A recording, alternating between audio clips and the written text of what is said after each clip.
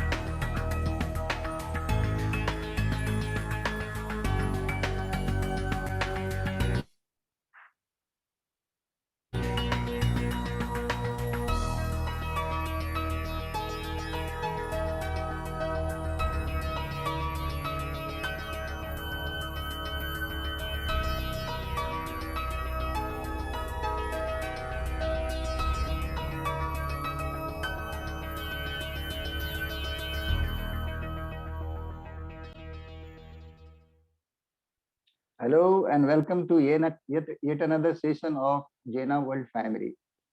A very great Jena good evening to all of you.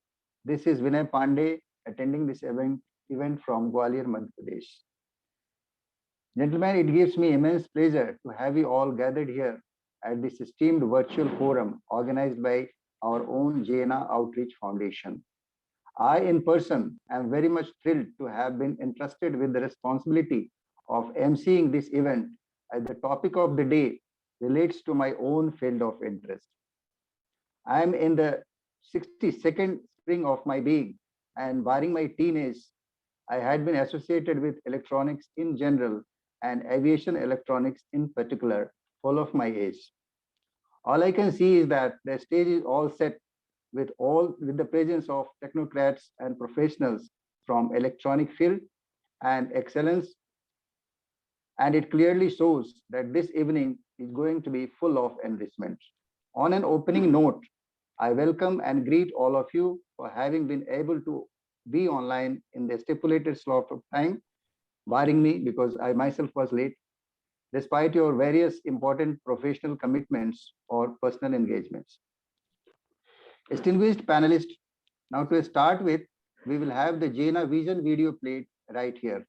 And to accomplish that important task, we have with us our technical facilitator, Master Susim Suday. Let me first introduce him. Susim Suday is a student of class 8. He studies in Tagore International School, South Delhi.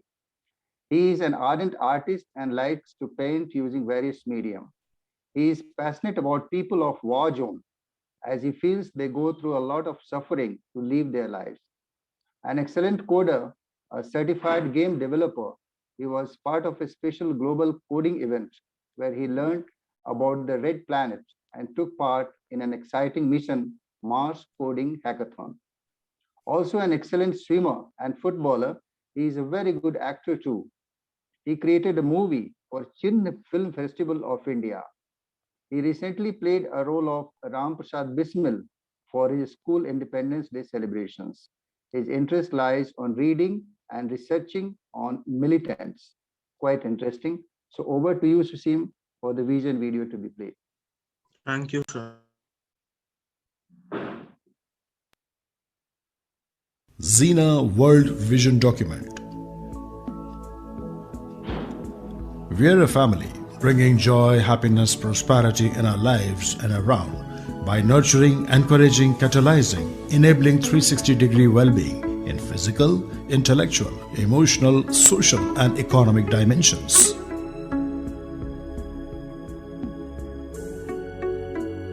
Our vision: abundance of joy, happiness, care, and prosperity for all.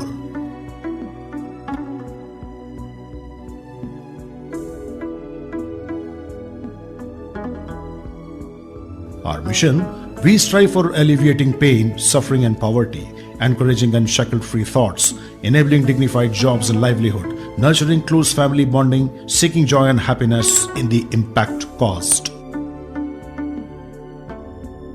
Our values: passion, work with passion and from heart.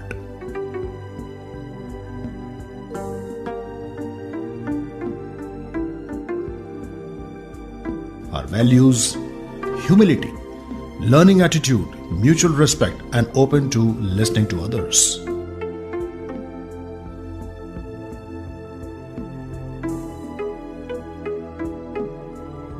Our values integrity, sincere, honest, and ethical principles.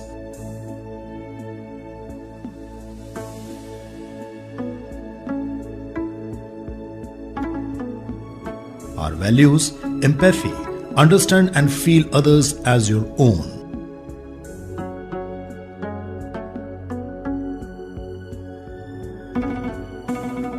Our values humanity, have compassion, brotherhood, fellow feeling, and kindness.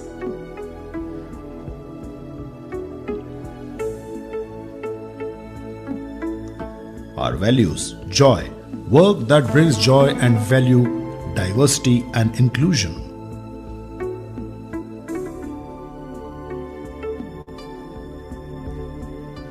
Our character trust, belief, faith, and confidence in self and in others, from where love and compassion emanate.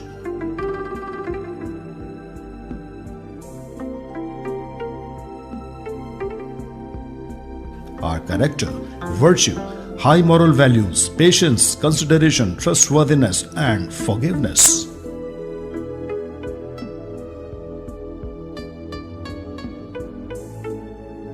Our character, transparency, honesty, openness, and not guarded.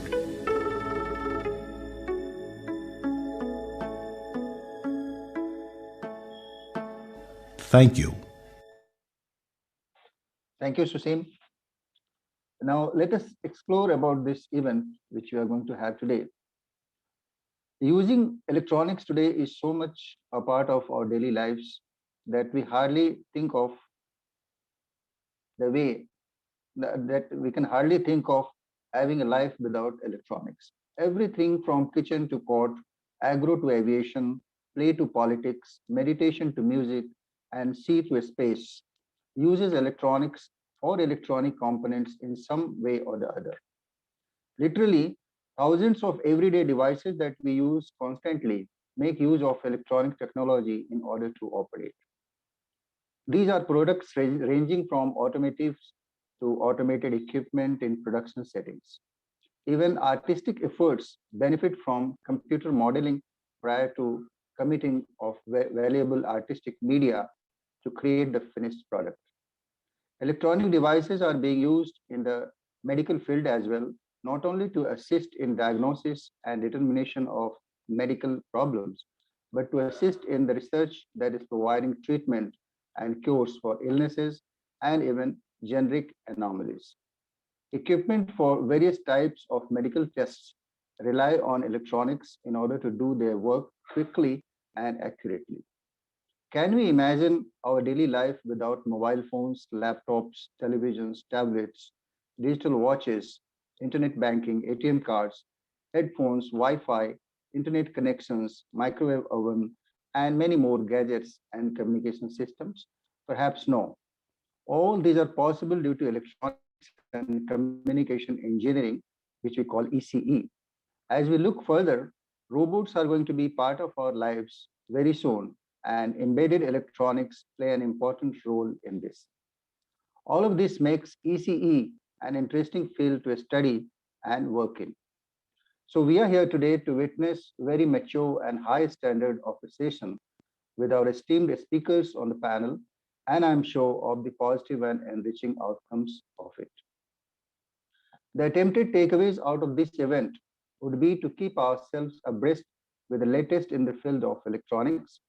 This would not only enhance our awareness, but also be certainly prove beneficial for the foundation to outreach to the needy ones for the greater good of our society. We can overleap several hurdles by becoming tech savvy ourselves and by inspiring others also to be so. So many of us would certainly find this session as one of its kind in the series of events that we have on regular basis. Now, I shall quickly let you know as to how this event is going to unfold. Firstly, we will have a welcome and keynote address by Mr. Sanjay Prasad. The duration will be around 4 minutes. It will be followed by playing of two videos, which would consume a total of 6 minutes. Then we have two esteemed speakers with us, around whom this complete event is wired. They would take about 35 minutes each, so total making 70 minutes. Thereafter, we shall have next 10 minutes to moderate or engage with the two speakers. That will be followed by vote of thanks by Priyanka Manjari, and the session will end with XENA anthem as usual, after which Mr. Shashikant will wrap up with the words of goodbye in Bhojpuri. It's my humble request that the timings must be strictly adhered to by all the role players so that we can complete the event in a stipulated span of time. Well, let me now introduce our keynote speaker at this session, none other than Mr. Sanjay Prasad. A diploma holder in business management and an alumnus of the prestigious St. Xavier's College, Kolkata, Mr. Sanjay Prasad has held different senior management positions in the area of purchase, stores, warehouse management, with over 33 years of experience in material management and vendor development with reputed organizations across diverse industries. With his impressive communication skills and industry experience, he is now keen on proving his mettle in the social service sector as well. We could not have had a more qualified person than Mr. Sanjay Prasad, sir. May I now request Sanjay sir to please come on the mic and address us. Over to Sanjay sir. Thank you, Professor Pandey. It is good evening, everyone. And thank you to each and every one of you for being here with us today. We are very pleased to be able to welcome those of you that have been with us for a long time now, as well as those who are new to XENA World family. I am honored for having been entrusted with the responsibility of delivering today's welcome address. It is a true reflection of the objective of this foundation, where every family member is given opportunity. I am here in front of you only because the foundation has faith in me, have faith in people like me. I thank the organizers for giving me this opportunity. Before I hand over the process to Mr. Professor Pandey, I would like to introduce him to you all. Professor Vk Pandey is retired from Indian Air Force way back in the year 2000. Having had a distinguished and commended term with IAF and equally vibrant civil career, he commands a very colossal practical experience of over 4 decades, ranging from engineering, academics, and industrial to communication, relation, and management. As an all-rounder, he has been seconded by none in the areas of responsibility he shares during the diversified tenure of services. He has very sound command over the languages he knows. His passions also include writing in general and expressing his thoughts in the form of poetry in particular. The traits of education, punctuality, and sincerity add to his person to render it reliable and dependable. I now request Professor Pandey to take over the.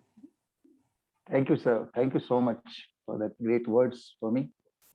Now let's energize ourselves with 2 important videos of our family, one being the great memories and milestones, and the second one explaining the importance of those memories. So I would request Susim to play those 2 videos. Yes. Susim.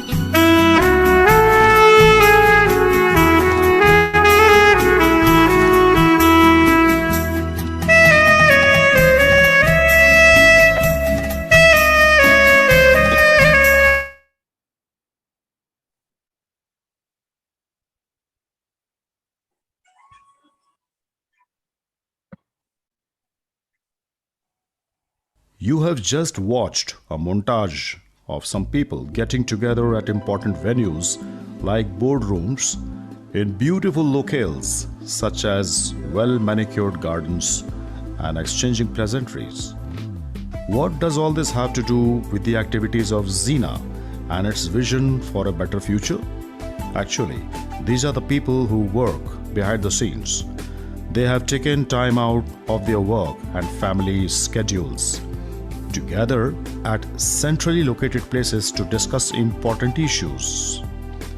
They did not necessarily know each other before these meetings, but they met nevertheless to present and listen to others' deeply held beliefs on how to achieve social well-being through XENA's mission and vision. These meetings typically went on for several hours. Some had a firm agenda, others were more unstructured brainstorming.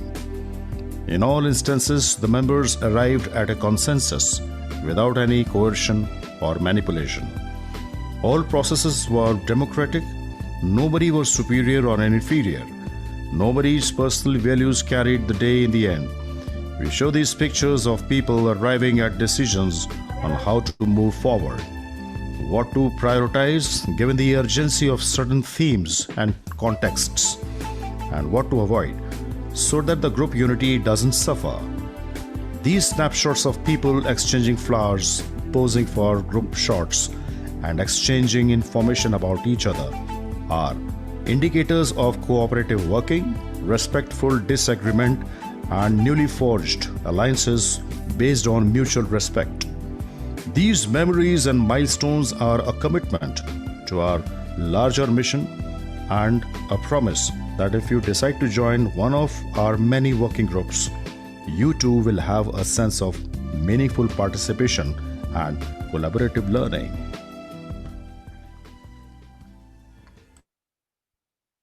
Thank you, Sushil.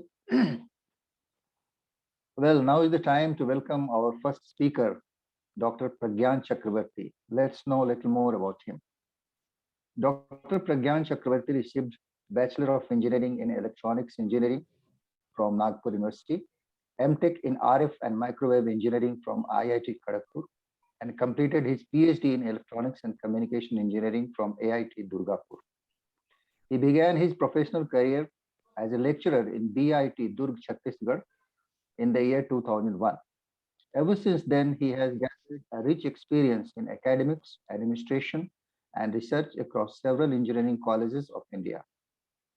He is the founding director of an internationally collaborated research institute named Click for Applied Research in Electronic Technology, that is CRET.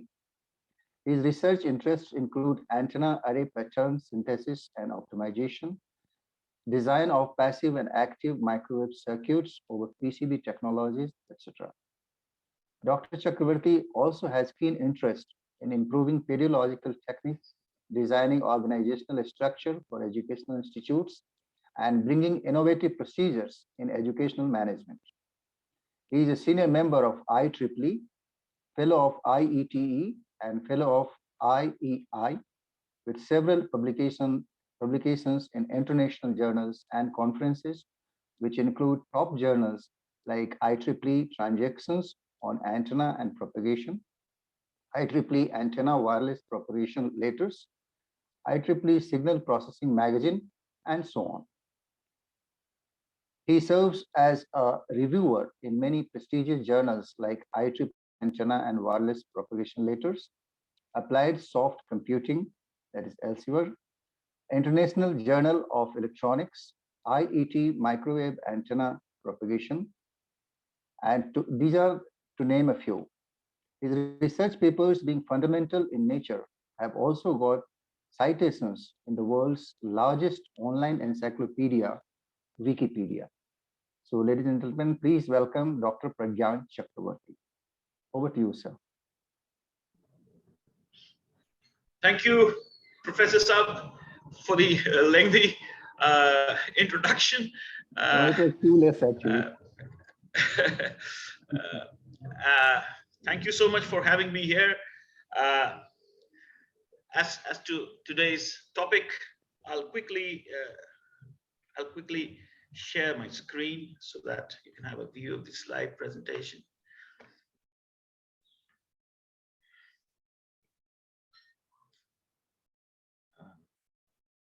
Just a second, let's show.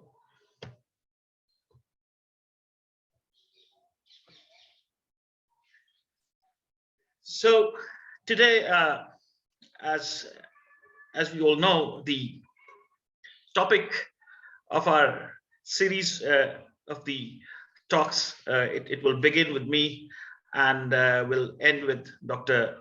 Padhanav. So it's the electro-boom from sand to sensors. Now, as Professor rightly said, that it's everything around us is almost involved in electronics. Anything significant that we see, it's all there. Some electronics inside. Now, here from sand to sensors is about that how we actually begin this electronics. Where does this electronics begin? The gadgets that we see around, the sensors that we see around, where exactly this starts? That means, how do we actually fabricate or manufacture these electronic devices that we see? And we would like to see and get surprised that this all begins with sand. Now, let us see the role of sand in our electronic devices, or so to say, the sensors that we see around. They are all sensors. They can sense a lot of things, but ultimately convert those to electrons, and which is why we say they are electronic devices. Now, so this is something, you know, mil jaye to mitti hai, kho jaye to sona hai. So when we say mil jaye, we do not understand the importance of it. So sand is like, when we have got it, we don't understand the importance of it. But when it disappears, or when it is not with us, perhaps then we can understand that this is almost like gold. So this is what we are going to see here, that sand is no less than gold to us. And we will finally realize through, when we walk you through this these slides and the presentations, we can understand that sand is no less important than gold. Now, lately, the government of India realizes that it is sona without actually losing it. So as you can see, semiconductor shortage, that the cabinet approves rupees 76,000 crore rupees. It's finally going to be 1.5 lakh crore rupees, but initially the release is around 76,000 crore rupees for the electronics industry, the semiconductor industries, to be set up here in our country. So this is about the semiconductor fabrication. Although we do have semiconductor presence in our country, but most of the fabrications are done in somewhere in China or Taiwan or maybe Japan. So, and mostly in China. And perhaps this is the reason China shares a very good global presence in the industry, just because of this fact that it has almost every semiconductor fab the world has. So the production starts from there. Now, one may wonder why this sand is connected to semiconductor. I was talking about sand, and suddenly I started talking about semiconductor. So let us see. Actually, okay, before seeing that, I actually put up this this image. Now, can you recognize this? This is one of our members, and he's certainly very good singer. Now, don't underestimate the power of a common sand. This I just took this from the movie which we had, a very common phrase that don't underestimate the power of a common man. So here I replaced it with sand. Now, what can sand actually do? Let us see here. Now we have this Colonel Sisodia. If I'm not wrong, he's colonel. Of course, he was in the Air Force. So he might not be colonel. Anyway, so crystal oscillator is right there in this microphone. Now, if we say that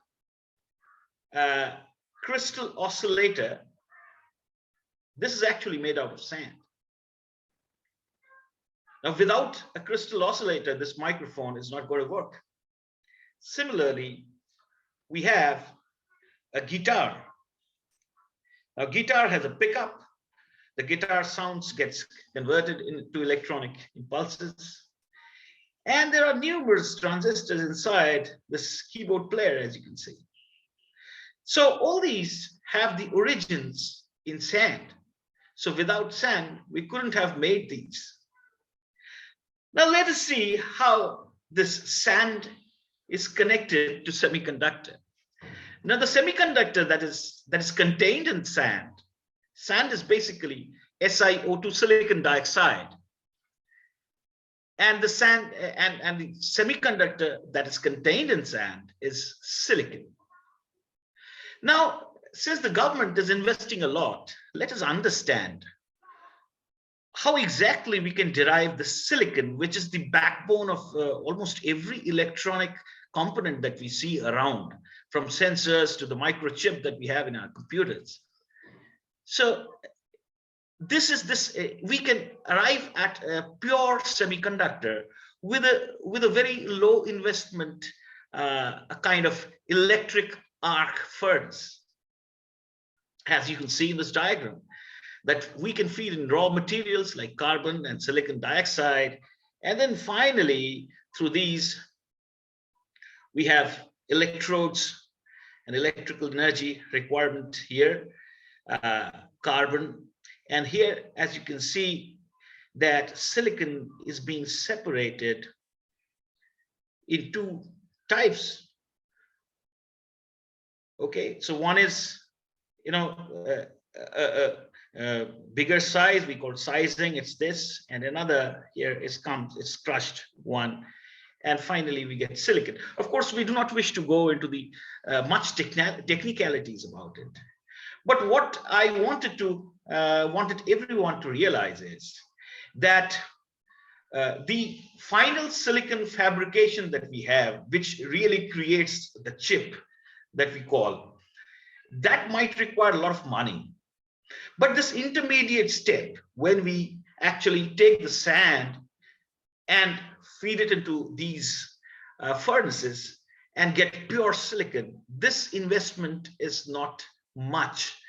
This is the same electric arc furnace that we also use in iron production.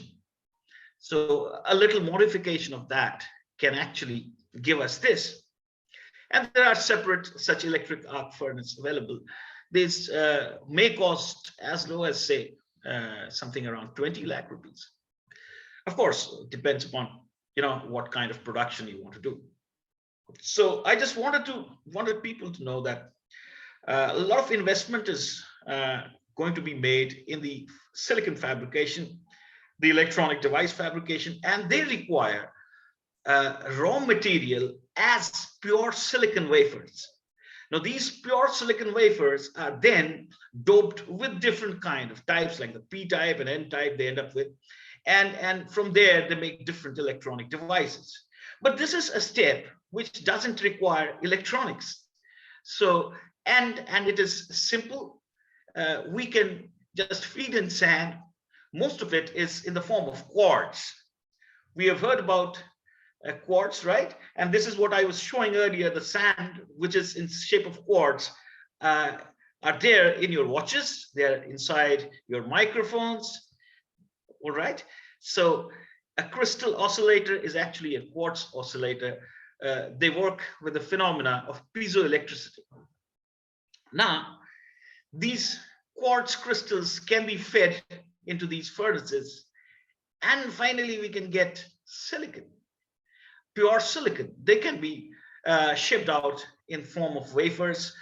Then they can get into the final fabs where we would make them into different microchips or different other electronic integrated circuits. Now, after these fabrications, after we make the silicon, then these silicons are then sold to the main fabs, and those main fabs are going to be set up here, and they need raw materials as the pure silicon. So there can be an industry which can feed these fabs later on, right? So now these, after they go through these fabs, and they give you a plethora of things like the electronic sensors, right? They are mostly made of silicon. As you can see that we have an ultrasonic sensor, a gas sensor, a color sensor. Almost all of them have some or the other kind of silicon device. And we have an opportunity here to understand the power of sand and how it can be implemented to make, how it can be used to make silicon wafers, so that it can cater to a lot of other fab labs that we are going to have in our country, maybe in 5 years or a decade. Okay, now most of the electronic devices and sensors are enabled by a PN junction. And those are, of course, a PN junction in the sense when the silicon that we have, that's pure silicon, that pure silicon can be doped with a P-type material, which mostly create a majority carriers instead of electrons. They would actually have majority carriers as holes. Of course, this is not a time that I can explain about holes and electrons. What it basically means is that it's not only the electrons which flow, but the holes also do. So two kind of semiconductor devices, semiconductor materials that we get after doping is, one is P-type, another one is N-type. And when these P and N types are combined together, they form a P and N junction, PN junction. And this junction is doing wonders across the world. That the wonders that we talk about as electronic device or a solid state device.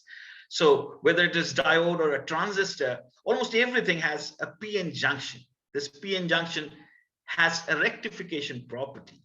It can act as a switch, an electronically controlled switch.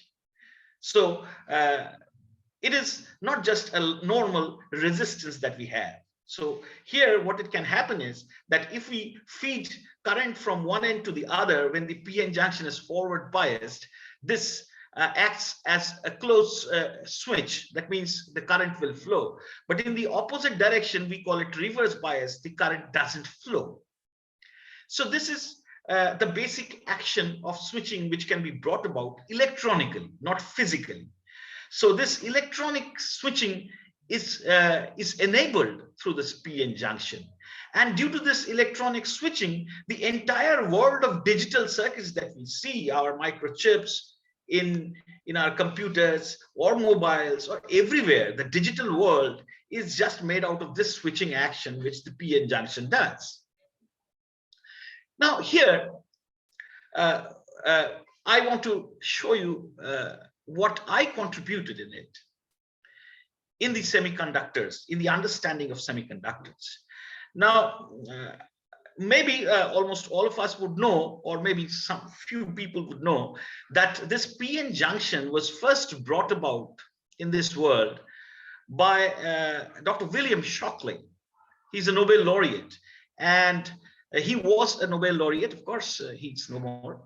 And so 72 years back, he proposed his general diode equation, the PN junction diode. It's basically the PN junction. So that was 72 years back, and based on these equations, he in fact got the Nobel Prize because he could model the behavior of a p-n junction. Now, 72 years later, I could find that his equation is somewhat wrong. Almost for the past 72 years, the Shockley's diode equation had been the basis of all electronic device modeling that we do in electronics. So I proposed a modified general diode equation of Shockley. As you can see that here, Shockley's, how it differs from the measured results. In the general diode equation, as you can see, the measured results are shown by these blocks, dotted blocks, rather dots, as you can see in the legend, that these show the measurements of 3 diodes, one here in blue, the other in red, and the other in green. Now, the dotted lines, not all are dotted here. One is a continuous line, the blue one. This shows the Shockley's equation. And these subsequent dots show the measured one. So you can see that how the dots differ from the the plot from the Shockley's equation. Now, here the green one also, as you can see, that the measured one is quite different from what is predicted by Shockley's equation. This is measurement of voltage and current. So when you apply a voltage across the p-n junction, the current is plotted in y-axis and voltage is plotted in the x-axis. If you apply a voltage, there will be a current. The current is plotted here in log. Actually, this is an exponential curve. When you have plotted this in log, this actually looks like this. The logarithmic plot is important to understand nuances between different, because this is a wide current range, so that which is why this logarithmic scale has been used. Now, you see that this entire current, they differ from each other in Shockley's equation, whereas in my equation, it exactly matches with the measured result, as you can see. So I showed that Shockley's equation is wrong from the fundamental basis, just because it doesn't follow Kirchhoff's laws or Ohm's law. He did use Kirchhoff's law and Ohm's law in his general diode equation, but ultimately they don't seem to be compatible with his equation. So this is what I proved there, and I modified, and now in my application, the Kirchhoff's law and the Ohm's law are now followed and they are adhered to, and together with this, the equation has now become much more accurate than what was suggested by Shockley. So I made a modification in it. So this is a major breakthrough in the sense that it has been 72 years. Shockley equation had been the basis of all the models that we have in electronics industry, and this has now been proved wrong.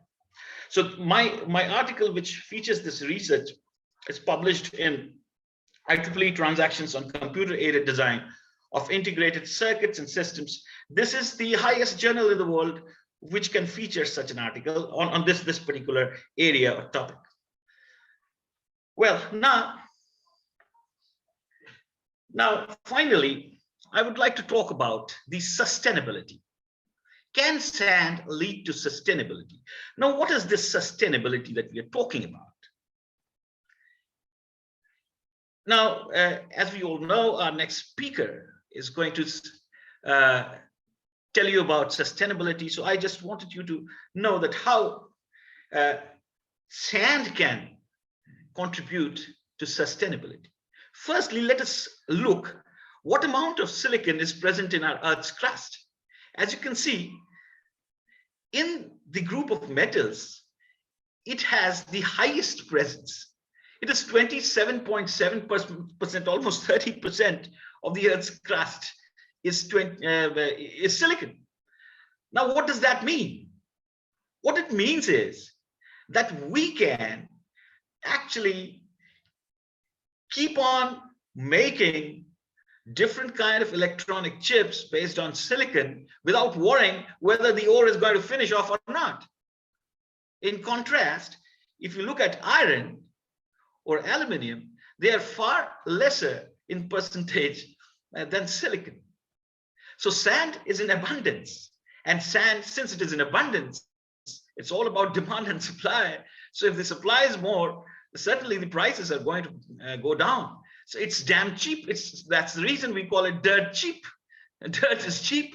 So we are creating meaning out of dirt. That is what silicon is. Now, the thing is that this can itself sustain. That means the electronics industry itself can sustain on its own. We can keep on creating, and forget about finishing it off in thousands of years. It won't finish off. So that is one aspect of it, sustainability of the electronics industry. But what about sustainability of ourselves? So sustainability of ourselves depends upon a lot of other factors. Although silicon can give us industry, can give us employment, business generation and whatnot. You can see the example of China, definitely. But what is happening around us is grave. What is that graveness that we are facing? We are facing, say, one of the biggest challenges in our lives today is global warming. This is what our next speaker is going to talk about. Now, how do we address this global warming? There are small islands, as you can see in the climate meet that happened a few months back. The smaller islands are so worried that they are going to get inside water maybe in the next 50 to 60 years. It won't take longer than that. So we are facing such a big human crisis. Now the question is that can an electronics industry cater to our sustainability, our sustenance? Can it cater to? Now let us see at least one such example. Is the silicon solar cell an answer among many others for our sustainability? Now let us see how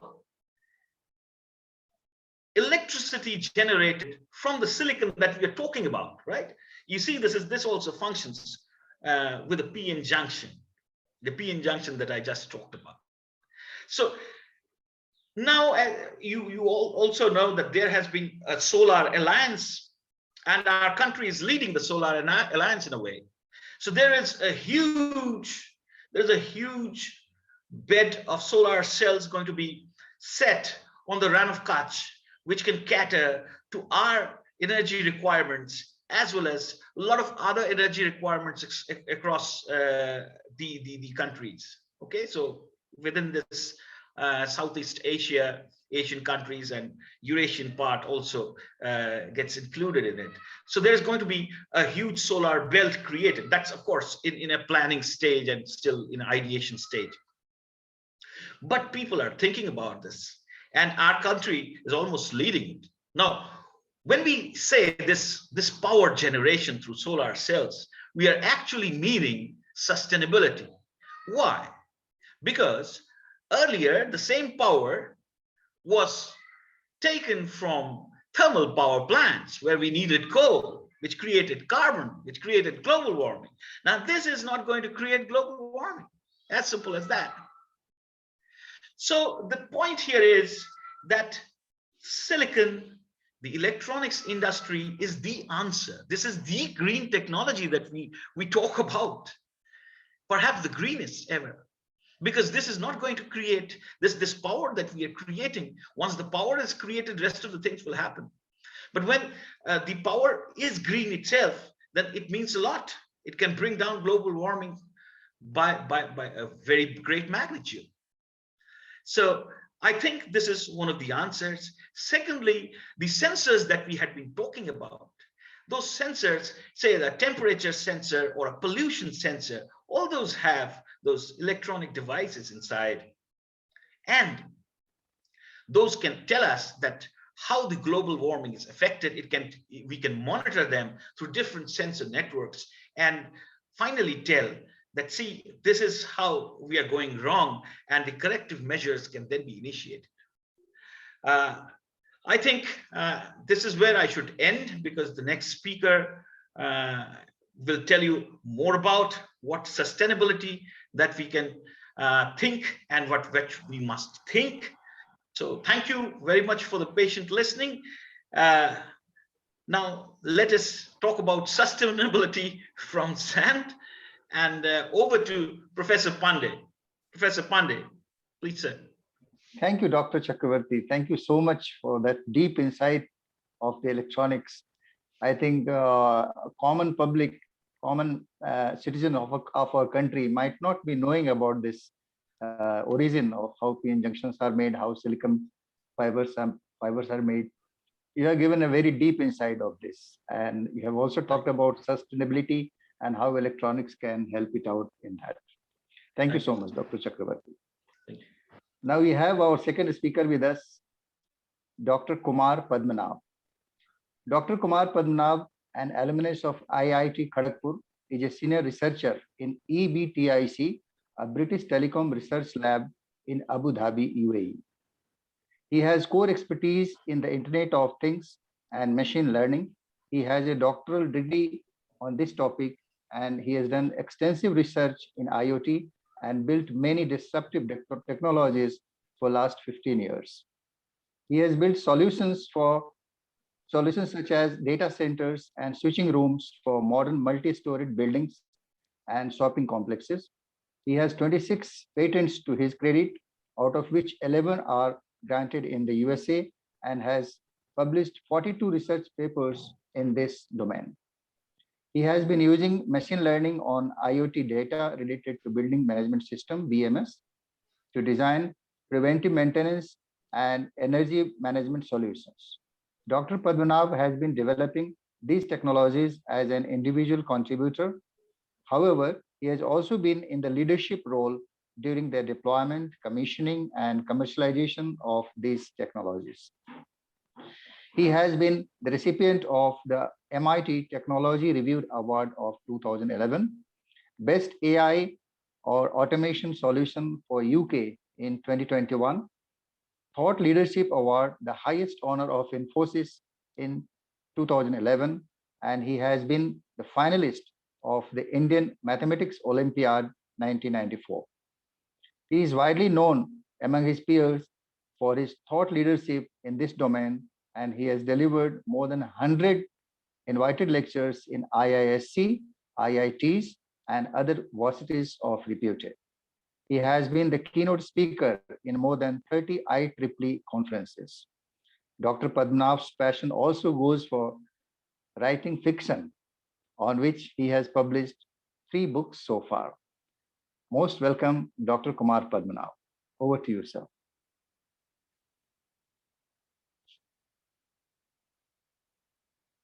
You are on mute, sir. Please unmute yourself. Namaskar, and thank you for this opportunity. I am delighted to be in this XENA family. This is my maiden event, and it gives me immense pleasure in sharing my thought on sustainable development, especially in sharing some of my contribution in this domain. My talk is going to be more generic in nature for the common people, but it requires expertise in this area to build solutions and solve problems. Let me start sharing my slides.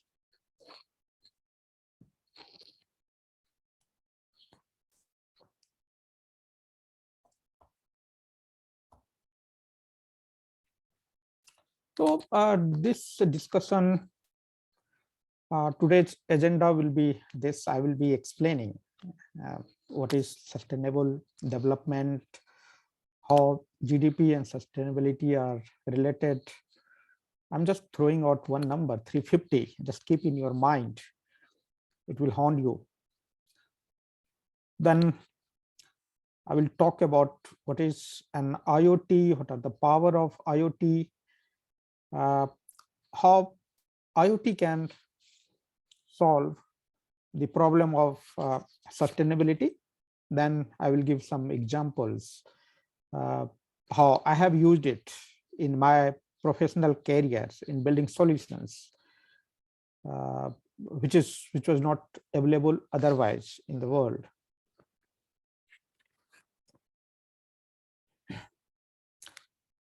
For those who are not from this field, let me remind you, what is this sustainable development? The layman's definition is development without compromising the ecosystem. Other definition can be like economical development without compromising present or the future scope. For example, if I'm growing in a particular field, there should be a scope for me to grow as well as for the next generation to grow in the same field. I should not exhaust the resources. You can see like there is a diagram taken from Wikipedia. Sustainable development, there can be many things, like there can be economic development, viable development, social development. In sustainable development, it has a sense of everything. I mean, your development can be there, but if there is no economic development there, it is not a development. Then if there is some development which is not viable, it is not sustainable. If there's a development which doesn't take care of the environment, it is not like no development. So in sustainable development, it takes care of all the aspect, all the entire ecosystem. So today, I think rather yesterday, I was just, when I started preparing this slide for today's talk, I was just going through, I just saw a news about the, like the positive news about the economic development in this, like, pandemic, in this outbreak of, Omicron, and like, where all the bad news are coming to us. So I saw there are few silver lines, which is very important for today's talk. And some of the news, I'm just reading it. Export of India is close to 1.5 billion rupees every day. 1.5 billion, it's quite a lot of money. It is expected that in spite of the pandemic, annual export would touch 400 billion US dollars this year, 2021. Sorry, it was a news of 2021. We have got another thing. In pandemic, the salary of the people, I mean, there was lots of job loss, salary reduction. There were lots of negative news about the development, but in 2021, it was all, I mean, many good news. Like average salary of people working in formal sector has increased 20%. When I say this year means this data is old, it is 2021. 60% of those who have lost their job in 2020 have already returned to their office. Indian Inc. has hired 85% more people than previous year. RBI projection of Indian GDP growth is 9.5% in 2022. There is a growth, massive growth every year. There is ups and downs.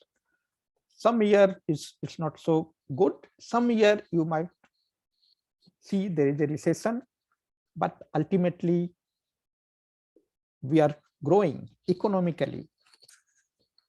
What is the point? So if you see, like, last 50 year, last 10 year, 50 year, 100 year, 200 year, we are constantly growing economically. What does it mean from the sustainable development point of view? So everywhere wealth is created. Entrepreneurs are using technology to create wealth. Everyone is getting benefit. Doesn't mean only the top 1%, 2% are getting the money. That development goes to, is going, yes, there is a disproportionate amount, but it is reaching out to everyone. What does it mean from the sustainability point of view? Since growth is reaching out to every person, everyone is using more energy. What does it mean? Like if I have more wealth, it means I have more powerful devices in my home. Means my refrigerator is bigger, washing machine is bigger. In addition of washing machine, I have dryer also. So many devices. So with the wealth, more I have the money, more energy I will consume. This has been proven widely across the world. More we have the money, more energy we consume. Not only that, we also travel more. Travel more means we travel by aeroplane, as well as like we travel in the city. If you discard this pandemic, where people have started working from the home, otherwise, if you have more money, we'll drive more, more kilometers. Means we are consuming more. We are consuming more fossil fuels. Okay, so there will be further growth of economy of the world, and per capita consumption of energy will continue growing. Per capita consumption of energy will grow. What does it mean? See, most important source of energy is electricity. Although petroleum was another source, but in coming decades, more and more car would be based on battery, and you need to recharge that battery, which will come, which will happen through the electricity. So indirectly, you are consuming electricity only. So, more wealth, more development, more growth means more electricity consumption. So 60 in India, if you talk about, so electricity is produced from three major sources, like hydroelectric power by burning coal or fossil fuels, and by nuclear energy, solar power, and all those things. In India, as of today, 68% of electricity is produced by thermal power. So, majority of our electricity comes from thermal power. So what does it mean?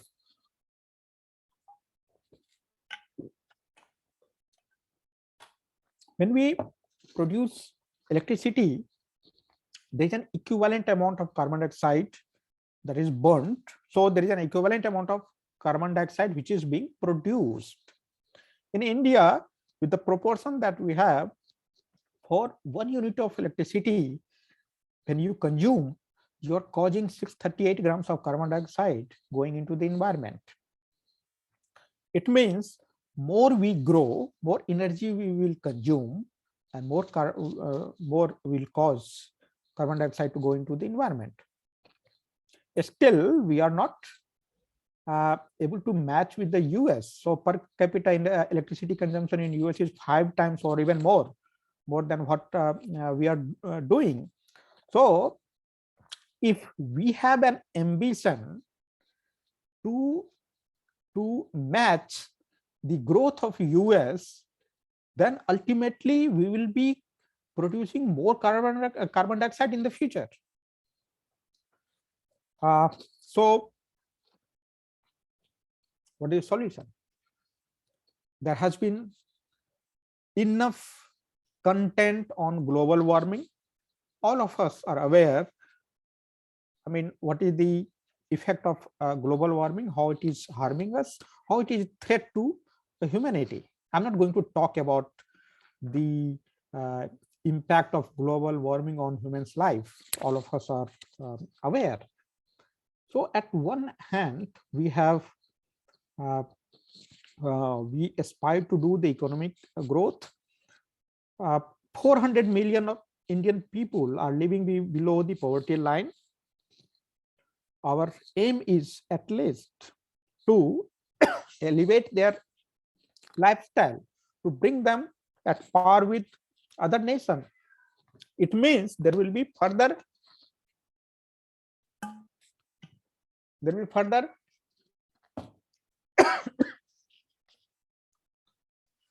growth, and there will be further carbon dioxide going to the environment. Global warming is inevitable. What is the solution? I would like your attention on this number. It's 350. It's very obvious. It's 350. So can you imagine what is this? This is, I mean, when this is a number of employees of Infosys holding umbrellas in its campus way back in 2008, 2009. I'm one of them holding somewhere. What is this 350? You can see, I mean, we just created the awareness program there, and it caught attention of international media, and our, this photograph was displayed in Times Square in New York. What is this 350? So 350 is a measurement of pollution, and 350 is an ideal situation. See, we cannot create zero pollution. Zero pollution can be created only in lab environment, even with great deal great difficulty. But so there will be some pollution, but what is safe is 350. So if anything is more than 350, it means it is polluted. Okay, let me tell you, in Bangalore, with in the office that we have done experiments, this number in the office where we have sophisticated air conditioning system and things like that, on an average, this number was 750. Can you imagine what will be this number in Delhi? In Delhi, it will be close to 1,200. I mean, when it is not polluted, in normal, when post Deepavali or in the harvesting season. I'm not talking about that. On an average, I'm talking about 150. When it is more than 2,000, you will start having the headache and vomiting and things like that. Okay, so the ideal situation was to maintain this 350. When we consume electricity, it emits carbon dioxide, and it is compromising with this number, and therefore how we can minimize it? We can minimize by various means, like one way is your pollution industries, vehicle, automobile, and things like that. And other aspect is by minimizing the electricity consumption. How can we minimize the electricity consumption? See, we cannot compromise with the lifestyle, whether in the corporate world or in our home. If somebody say you don't use air conditioning, you don't use refrigerator, so no one will listen to. Okay, because we are habitual. We cannot go to a stone age and discard all electronics and all devices and gadgets which has been making our life comfortable. So we will still will have to use that. So, and with the economic growth, more and more powerful devices will be used. So it means more electricity consumption, more carbon emission and things like that. So there are only two solutions. We invent device that consume less energy, number one. Okay, but at the same time we continue growing. So let me give you an example. Like earlier we were using tungsten bulb, right? Normal bulb for light which has tungsten in it. So 100 you'll be like barely able to read text in 100-watt bulb, but if you use a CFL of 20 watts, it is like very bright. And then when you have 10 watts LED light, then it is even brighter. So the technology has helped, like from 100-watt to 10-watt kind of things, but our lifestyle did not change. So this is one aspect. We continue inventing the technology which consumes less energy, but there is a exponential growth in economy. So there will be exponential growth in the energy consumption, and even with the invention of those devices which consumes less energy, it is not matching. The end effect is effectively the carbon emission will grow even when you are inventing new technology. So ultimately, even with this new technology, the carbon emission and this number will keep growing. What is the solution? Now, second solution is, see, Bureau of Electrical Efficiency, that in India, they have done extensive experimentation. They found that everywhere from industry to home, from shopping mall to hospitals, on an average, there is a 20% wastage of electricity. 20% wastage of electricity means, I mean, you are producing, you are causing the carbon dioxide to go into the environment, but you are not using it. You are simply wasting it. This is the most unproductive kind of thing. So one obvious solution is to eliminate these wastage. Now the next question would be, yes, I can stop wastage if someone tells me where I'm wasting, when I'm wasting. Okay, for example, if air conditioning is on in my home when no one is there, if somebody tells me that you are wasting, I will simply go and switch it off. But in a sophisticated and complex environment, like in shopping mall, like in airport, like in multi-stories building, like in office complexes, where you don't have the individual air conditioning system, it's a centralized air conditioning system, and there are lots of settings of these air conditioning systems at many places. How you will do that? Who will tell you that there is a wastage? And this is where I have talked about all this. This is where Internet of Things comes handy. So let me tell you, my previous speaker talked about the electrons, electronics part of it. He talked about the sensors. He talked about all those things that was manufactured, that is supposed to be manufactured from the sands.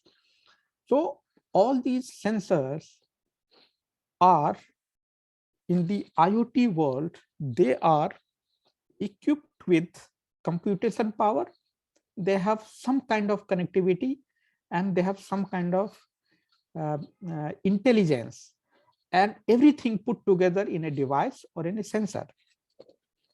When you deploy them, they will keep sensing, keep telling you.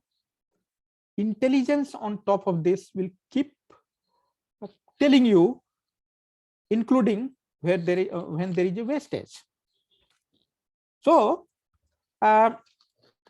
it has the power to change the way the current IT ecosystem works. So when we talk about the IT, these things are coming into our mind, like information technology means information plus technology, but only we talk about the the technology that is related to it. But ultimately what we believe that information is coming from somewhere. Like if you have a banking software, you believe you have some banking data already available, but your Internet of Things is making it sure that your information is generated at the right time and at the right places. Okay, so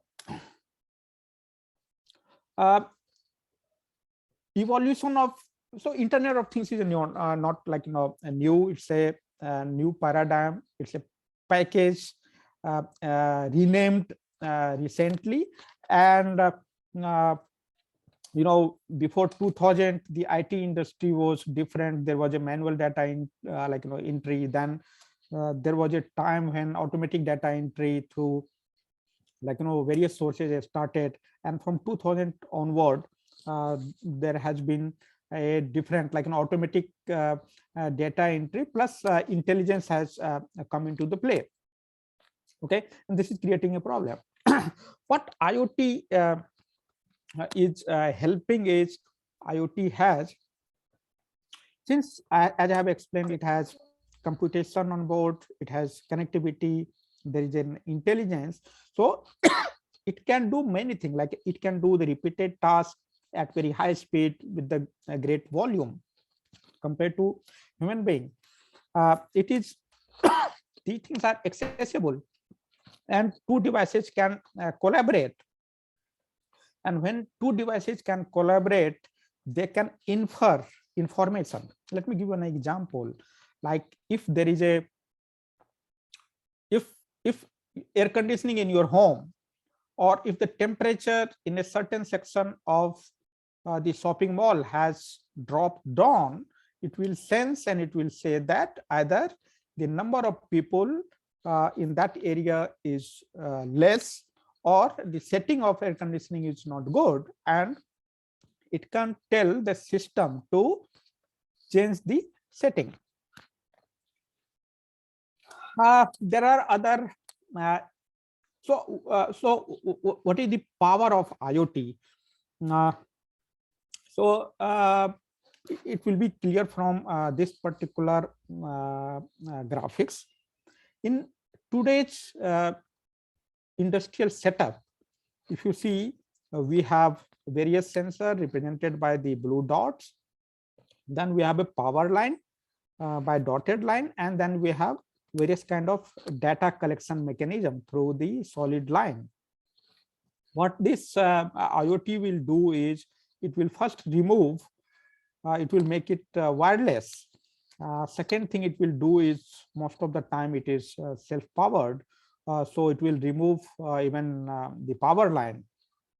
Okay, and in each device the same piece of software will go into there. Therefore the scalability become very easy. Let me give you an example. Like if you have 150 stories building, and you have given the contract, you have given a contract of building software for them to one company. They will install all software, all sensors, and they will build software for you. In normal situation, when you have to instrument other building, the effort and money that is required will be just 2x. But in this case, same piece of software, it is just a photocopy, so it will be just x plus delta. So scalability becomes very crucial in this particular case. It is self-organization. So you just pick those sensors, deploy in the multi-storage building. Okay. I'm going to talk about another aspect of this. Then I will give one example that I have done, and then I will end my talk. This is from the perspective of India when we consume electricity. So there is a demand of electricity from 2 points of view. One is the average demand. I mean, in a day, how much electricity I need. And then there is an instantaneous demand. I need electricity at this moment of time, this much in amount. So if you see, the lifestyle of people in cities and villages are different. In city, everyone will wake up almost at the same time, 6 to 7, 6 to 8, precisely if you take. Everyone of us will go to office almost at the same time. Same time, kids will go to school. Same time, we'll return home. So when we wake up in the morning, the energy consumption in the morning start happening in our home. When we return back, again the same energy consumption will start happening. In the daytime, it will be lower. In Delhi, it was found that at 3 p.m., 3:30 p.m., 3 to 4 p.m., exactly when there was no pandemic, there is always a peak.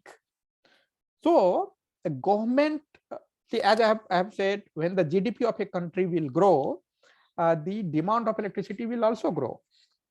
But when the GDP of the country will grow, the tax or the revenue of the government will also grow. So government can keep creating, capacity. I mean, they will build more thermal power or power plant so that supply of electricity become accessible. Okay, but due to this synchronization of the behavior of these urban people doing everything together, there is a peak demand of electricity and which government cannot supply. And this is opposite in the government, in the village. In village, 70% of the people live in the village, but they don't have the same schedule in village. Everyone has their own schedule, and therefore there is no peak. But migration, I mean, urbanization is happening at the tune of GDP. Like if 8% is our GDP growth, every year 8% people from the village are migrating to the city. So every year 8% people are starting living their synchronized life. So it means 8% of the people have started contributing to the peak demand, which government cannot sustain.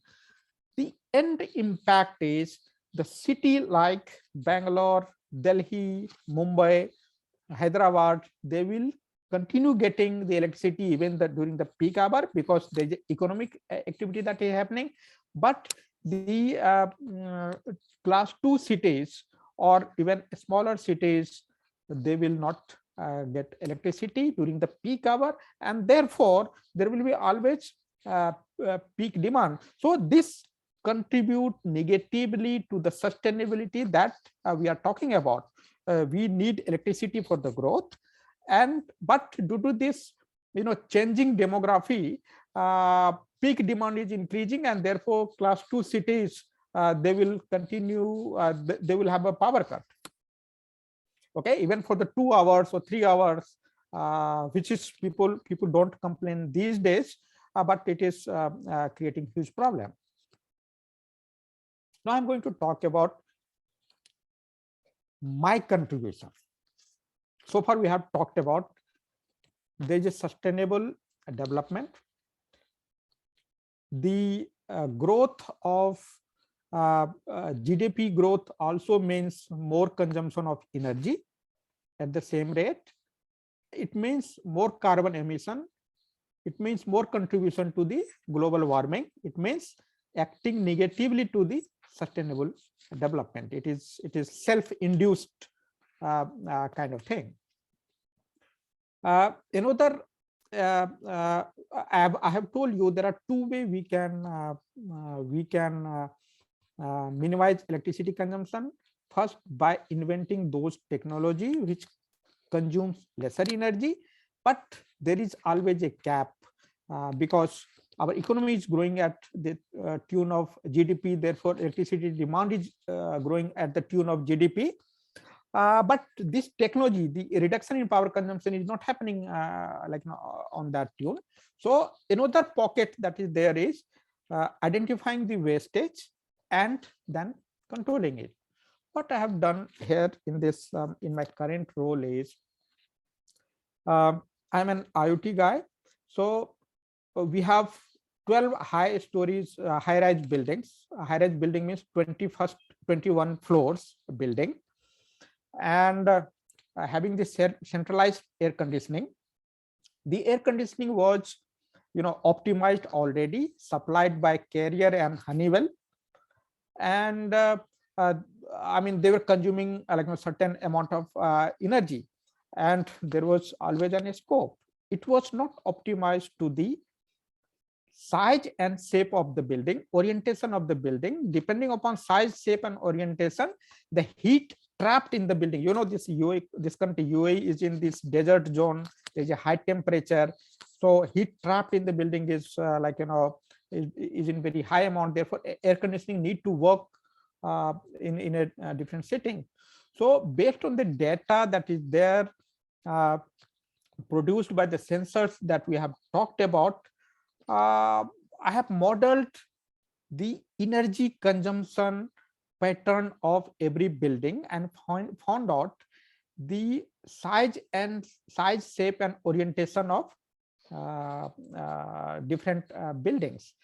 And using operational research, we have found, so in the centralized air conditioning, you have various settings, 10 or 12 different settings, and if you change any one of them, power consumption will change. It will increase or decrease. We need to find the optimal value of all of them, and optimal on a daily basis, the temperature and humidity, outside temperature and humidity, it increases or decreases, and therefore every day we need to have a different optimal points. So based on the historical data, we found for a particular set of temperature and humidity, this should be the settings of various set point, and we could demonstrate that 15% energy could be saved. I'm not going much details in the algorithm that I have developed, but the point that I want to bring it here is these data produced by those sensors very important, because we cannot actually model the energy consumption of every building based on civil engineering. It is much challenging. Every building is different. It has been designed for different perspective, not from the energy consumption point of view. So these sensors produced data, and in those data there was information related to those orientation, and there was a mechanism by which it could be optimized. And all those 12 buildings were, interestingly, telephone exchange building, and 15% saving was a huge amount. We can see in other world, like one full grown banyan tree, this anyone can understand, one full grown banyan tree can save 27 kilogram of carbon dioxide every year. One full grown banyan tree, because it produces oxygen which compensates the carbon dioxide. So this solution for one building was equivalent to 10,000 full grown banyan tree, and therefore it was appreciated from that perspective. So I would like to conclude now that according to the GDP, energy demand will grow. When energy demand will grow, the carbon dioxide emission will grow, which will contribute to the global warming. Using the IoT and underlying sensors, we'll be able to identify the wastage. And once we are able to identify the wastage, we can easily eliminate, and there will be equivalent amount of carbon dioxide saved, and we can make it more sustainable. So I would like to stop and thanks everyone in the panel.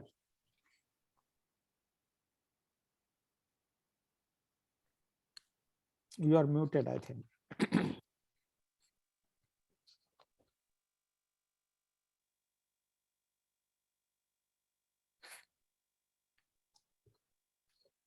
I think both of you are muted. Yeah. Yeah. Okay. Is it okay now? Yeah. Thank you, Dr. Saab. The way you have explained your IoT and power of IoT and how it can contribute in sustainability had been really great. Thank you. All can hear me? Yeah. Okay. Now we have next 10 minutes with us to discuss on the points which have been brought out by our two esteemed speakers. The forum is open. In fact, anybody can intervene, and if they have any question or queries on the topic of the day, they are most welcome. For time being, I can engage you from my side. One vulnerable point which comes to my mind is regarding e-waste, electronic waste. I'd like Dr. Chakravarti to give some highlights on this and how we can go about it, because this has been, in my view, been a very great problem in days to come. Dr. Chakravarti, can you throw some light on this? Yes, certainly. That's a very pertinent question that you've asked. Now, electronic waste, as Professor Pandey has rightly pointed out, is a major problem in sustainability as well. Because ultimately, when we talk about global warming, it's also about pollution. So now e-waste is a kind of pollution that we talk about. So here, although if we look into the sand perspective that we have started with, silicon as such is not a pollutant. So in that sense, our concept of sand to silicon and silicon to sensors, and sensors monitoring all the sensors put inside those IoT devices, monitoring different things, giving the data so that we can analyze, optimize our electricity consumption and the plethora of other things. So as such, the silicon that we have talked about doesn't contribute to pollution. But if we look at doesn't contribute to the e-waste pollution that we are talking about.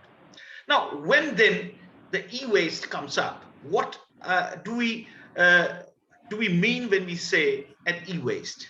Now, most of the times what happens is that it's not everything silicon that we are dealing with in electronics. When we are making chips, they are made out of silicon. But when we are packaging it, this has plastic, this has metals. And plus, when we put them inside a printed circuit board, then the method that we use, they use a chemical etching process where chemical pollutants can get in. Lead is a very problematic part of e-waste that we talk about. So there are efforts being made to reduce the content of lead. You might have heard about the ROHS clearance, which which standardizes the amount of lead that we are using in different PCB technologies. And also, when these e-wastes are discarded, they should be discarded, not just discarded, they should be processed, crushed and processed away so that the pollution doesn't get into our daily lives. So certainly this is a problem, and we need to address this in multiple scenarios. And these efforts are also on in dealing with a lot of electronic devices that we have around.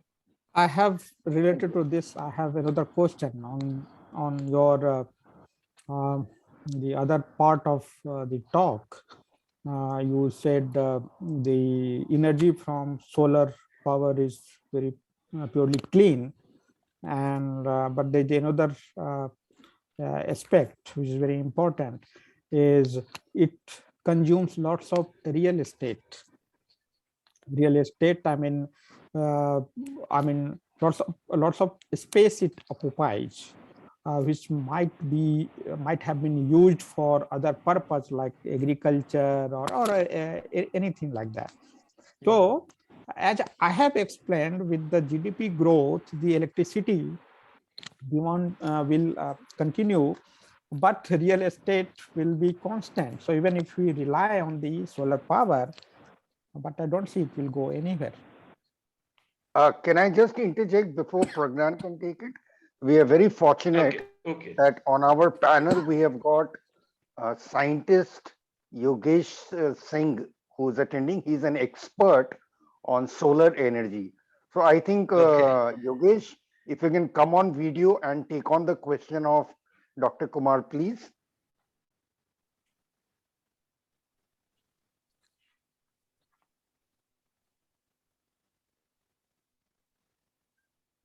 Yogesh, are you there?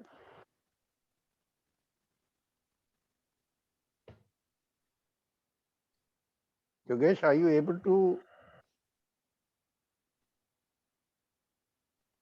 go like a Well, I think let me answer this. Let me answer this. And subsequently we can take up Dr. Yogesh. Now the thing is here that we need a smart usage policy. As we can see that we have high-rise buildings, but almost in all those high-rise buildings are terrace. They remain unutilized. Our window panes, they sometimes remain unutilized. There are technologies where we can make transparent solar panels. These days, there are technologies coming up. So what we can do is we can convert our entire building into solar panels, where there are, instead of bricks, over bricks, we can put solar panels. There are so many options that we have. And another thing is that you see that I talked about the global supply of energy through solar panels that has been planned in Rann of Kutch, which is a barren land. So we can use such barren lands to put up our solar panels, you see. So this is, when we are doing the rest of the things smartly, we can do these smartly as well. So there are a lot of options, you see. We can place the solar panels in places where we do not need the space to be utilized in any other sense. And there are a variety of ways we can do it. Hopefully I could answer you. I mean, let us take it to the next level. So what I mean here is there will be a time. Yes, right now it is not fully occupied. So there are some barren land and solar roof and all those things. But demand of electricity is also growing. Then there will be a time, a point when we don't have a real estate, but energy demand is still growing. Yes, it may happen. That's true. That's true. And we must be prepared. We must be prepared for that situation. Our technology also must grow and can take up such kind of challenges. Yes, of course. And hopefully we can do it. Yeah. And in another word, see what I'm thinking. So when energy demand keep growing at the tune of GDP, we have to break this relationship somehow. And it will happen when, self-discipline will come into the mind. Like now American people can say, now this should be the upper limit, what we are using. No one can use beyond this. Or what we can say that whatever Indian are using, this should be the world standard one, and all other their consumption should come down. So somewhere discipline is also required. We cannot allow the demand of electricity keep growing. Yes, yes, that is very, very important. This point is certainly very important. And sir, let me point out another thing. This is important in another sense. We can penalize, and that is what usually happens. You know, when we consume more, we are charged more. Such kind of penal actions can be stricter, maybe to regularize ourselves in a way. Maybe this can be an option of doing this. No, but if I so you cannot penalize Ambani's right. So they have you can't penalize me. Okay, they said okay, 60 lakhs. You know, the electricity bill of Antilia, it is around. I have just got it. It is around 60 lakhs something per month. Oh my God. You know, I mean, you cannot penalize him. I mean, and you know, the electricity is charged to him at commercial rate, not at the residential rate. No, but there has to be self-discipline. In fact, this Exactly, is very Yes. promising, and I think this will be the best way out. And Dr. Padhanav, since you are involved in designing solutions for multi-storied buildings and business complexes, I would just like to point out one thing. As you said earlier, we used to use incandescent lamps, tungsten lamps, and now we have come from CFL to LEDs. Now the problem, I mean, at ground level, we see that in a building, in olden times, there used to be, say, 2 bulbs. Now they are using 20 LEDs. You see, that kind of thing is going on. So are you working on this also? Yeah. So see, this is the aspiration of the people. This is what I have told you. If I have more money, I will put more lights. Okay. But then there will be a saturation point. It is actually alarming because we generally don't mind it. We rather enjoy it, having good light, better light. But ultimately, it is at the cost of something, you know. Let me tell you the good news. Good news. So now the technology for lighting has been saturated from this point of view, sustainability point of view. This is consuming very less. And the main culprit right now is air conditioning. So air conditioning or heating, the HVAC, the entire thing, there is no so there is no comparison. So like your LED bulb, like you know, your lighting in your home and also in university, it consumes just 10% of that. 90%, I mean 60% of them goes to the air conditioning HVAC system. So 10% now, no one is bothered. Yeah, but your observation is very right. In our home, earlier we used to have 1 bulb, but now there is a 10 LEDs. Yes, this is what is happening. So any other member or the participant would like to have any question or query on the topic of the day? Sanjay sir, any point from your side? Oh, it's well explained. Yeah, given a detailed explanation. Yes. Both have put a very good show. Yes. Yogesh, are you there, or as a student of college you have just logged in? Dekh lijiye in case he comes in. He has not. He has just marked his attendance, so we can proceed. Okay. Okay, then I'd like to introduce Ms. Priyanka Manjari. Priyanka Manjari is a self-regulated humanist, a double master's in business administration and politics. She has learned French and Spanish out of her own interest. Essentially an excellent expert in public relation, leadership, administration, and coordination, she has more than a decade and a half of working experience in civil society. Associated with various non-governmental organizations to guide, suggest, and coordinate issues of concern. Ms. Manjari is currently working with India Habitat Center, an elite organization that provides a physical environment to serve as a catalyst for a synergetic relationship between individuals and institutions working in diverse habitat-related areas and therefore maximize their total effectiveness.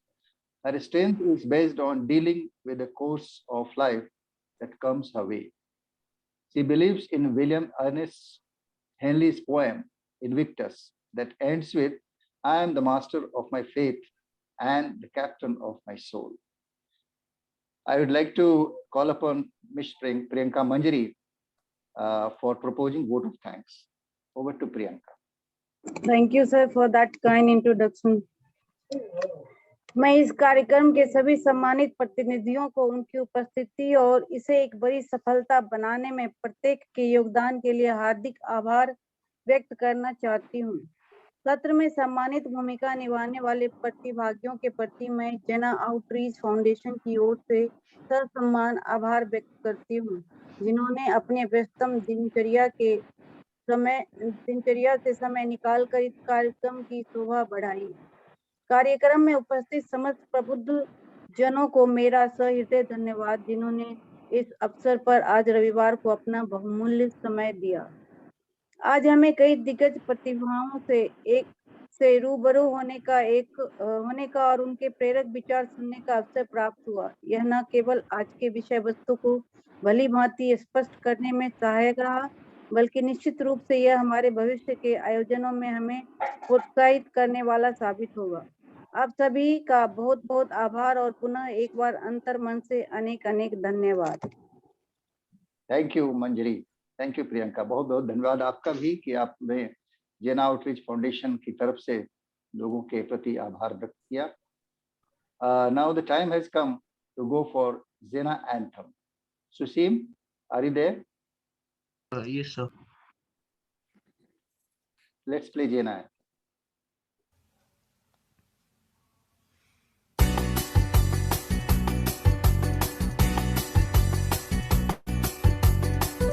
सदस्य जीनत है जीना परिवार हमारा, चारों ओर खुशी फैलाने का है अपना नारा।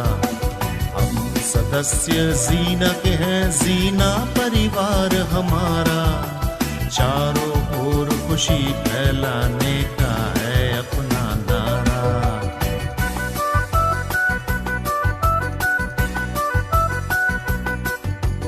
कष्ट गरीबी दुख हरने का हम संकल्प उठाएं, धरती को कुटुंब करने के लिए प्रयास बढ़ाएं। कष्ट गरीबी दुख हरने का हम संकल्प उठाएं, धरती को कुटुंब करने के लिए प्रयास बढ़ाएं। हम सदस्य जीना के है जीना परिवार हमारा, चारों ओर खुशी फैलाने का है अपना नारा।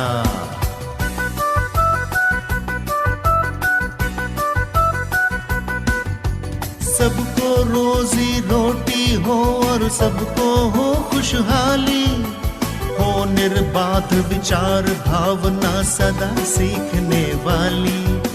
सबको रोजी रोटी हो और सबको हो खुशहाली, हो निर्बाध विचार भावना सदा सीखने वाली। हम सदस्य जीना के है जीना परिवार हमारा, चारों ओर खुशी फैलाने का है अपना नारा।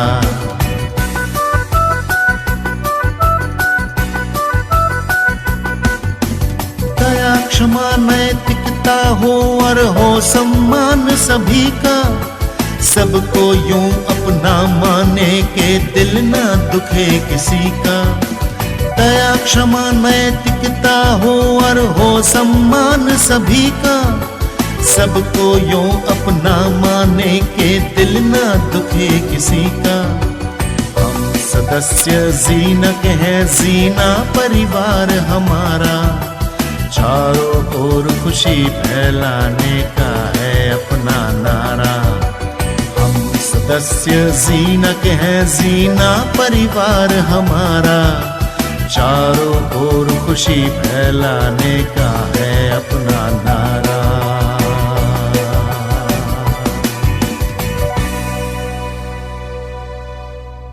Thank you, Susim. Well, as you all know, any good slot of time has to come to an end. So is this slot of 2 hours too. It shows that we are heading towards the point of closure. It was wonderful associating with such a great team of technocrats, so in-depth discussions, and so lively presentations. No enough words to praise, in fact. So much of engineering and technology has been in the air. We had great time over here this evening. I look forward for more and more sessions of this kind and level in days to come. All I can conclude is that let's all be technically sound and soundly technical, and may the society become as technical as holistic. Now I shall give a call to our young Mr. Shashikant Singh to present his word of goodbye. Shashikant Singh. धन्यवाद sir, धन्यवाद sir. हम समस्त जना परिवार की तरफ से जना परिवार की तरफ से लोग उनके आभार प्रकट करतानी, खास करके आज के विषय वक्ता डॉक्टर कुमार पद्मनाभ और डॉक्टर चक्रवर्ती के, कि वो अपना समय में से, अपना एक कीमती समय में से समय निकलनी है जा और हमने सन के संगे जुड़नी है, और समस्त जना परिवार के बुद्धिजीव से कि वो हमने सन के बीच में आकर अपना प्रस्तुति मात्र से इवेंट के सक्सेसफुल करनी है जा। हम आशा करतानी कि आए वाला समय में हमने सन एकत्रित होकर ऐसा और इवेंट करी जा और ये खुशहाली फैलाए के विजन और मिशन के आगे बढ़ाई जा। धन्यवाद, बहुत बहुत आभार और थैंक यू। बहुत बढ़िया, बहुत बढ़िया, बहुत सुंदर। So at this note, I would like to ask pardon for any of my slips on my part or any inconveniences caused, especially in the starting of the event, because I got a little late today. And I thank you all once again. Take very good care of yourselves. Let us part now to meet again. Thank you very much. Jai Hind. Thank you. Thank you. Thank you.